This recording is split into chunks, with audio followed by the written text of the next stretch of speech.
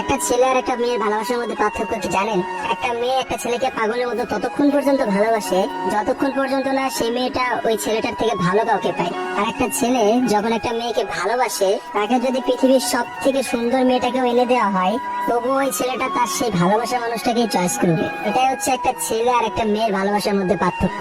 কারণ ছেলেরা কোনো সময় বেটার অপশন খোঁজে না, ছেলেরা সবসময় তার শান্তির জায়গাটা খোঁজে। আর একটা ছেলে একটা মেয়েকে যতটা না ভালোবাসতে পারে, একটা মেয়ে তার এক গুণও ভালোবাসতে পারে না। ছেলেদের ভালোবাসাটা ভয়ঙ্কর রকম সুন্দর হয়, কারণ একটা ছেলে যখন একটা মেয়েকে মন থেকে ভালোবাসে, সেই মেয়েটার থেকে ভালো কোনো অপশন সে কখনো মাথার মধ্যে চিন্তাই করে না। ছেলেদের ভালোবাসার সাথে কারোর ভালোবাসার তুলনা করা যায় না। ছেলেরা তাদের ভালোবাসার মানুষটাকে যেমন অন্য কারোর সাথে সহ্য করতে পারে না, ঠিক তেমনি একটা ছেলে কখনোই তার ভালোবাসার মানুষটাকে রেখে অন্য কোনো মানুষের পেছনে কখনো ঘুরঘুর করে না। ছেলেরা কখনো কোনো বেটার অপশন বা কোনো সুন্দরী মেয়ে দেখলে তার গার্লফ্রেন্ডকে ভুলে যেতে পারে না।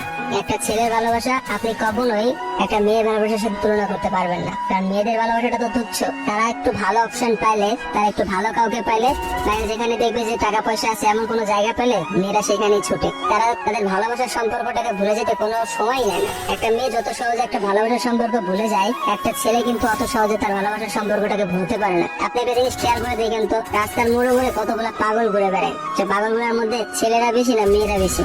আসলে নারী ছেলের কাছে হেরে গিয়ে কিন্তু ছেলেরা পাগল হয়ে যায়। আর তারাই কিন্তু সমাজে নানা রকম জায়গায় ঘুরে বেড়ায়।